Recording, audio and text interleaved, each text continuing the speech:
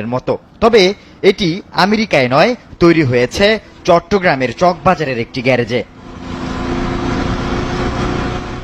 গাড়িটির যিনি নির্মাতা তার থলেতে নেই নামী কোনো প্রতিষ্ঠানের ইঞ্জিনিয়ারিং ডিগ্রি, এমনকি পঞ্চম শ্রেণীর গণ্ডিও পার হতে পারেননি। তারপরও মাত্র 53 ঘন্টায় সোনালী আঁশ, পাট সহ পরিবেশ বান্ধব বিভিন্ন সামগ্রী ব্যবহার করে গাড়িটি প্রস্তুত করেছেন বুলবুল আহমেদ নামের এই তরুণ। 445 কেজি ওজনের গাড়িটি ঘন্টায় 165 কিলোমিটার গতিতে ছুটতে সক্ষম। নির্মাতার দাবি, গতি আরও বাড়ানো সম্ভব। 300 সিসির ইঞ্জিন, উন্নত braking system, steel road gearing, lighting সহ আছে আধুনিক সব ফিচার। গাড়ির গায়ে লেখা মেড ইন বাংলাদেশ অনুপ্রাণিত করে বুলবুলকে।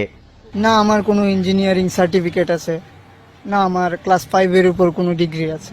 আমি দেখি তৈরি করেছি আমেরিকান পোলারিং স্লিংশট, কিন্তু সক্ষমতা আমার দেশের, সম্পূর্ণ আমার নিজের দেশের কাঁচামাল দিয়ে করেছি, সেটা হচ্ছে আমার চ্যালেঞ্জ। চালক সিটের পাশে এই সুইচগুলো বদলে দেবে গাড়ি সম্পর্কে আপনার প্রযুক্তিগত ধ্যান ধারণা।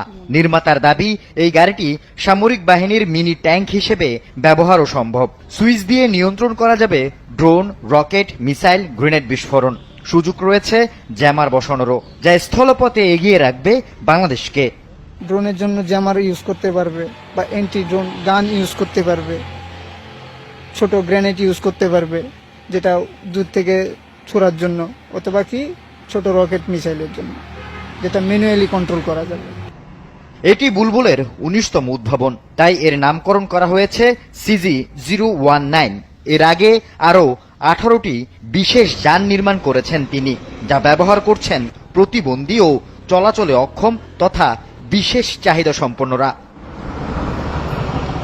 আল আমিন শিকদার, যমুনা নিউজ, চট্টগ্রাম।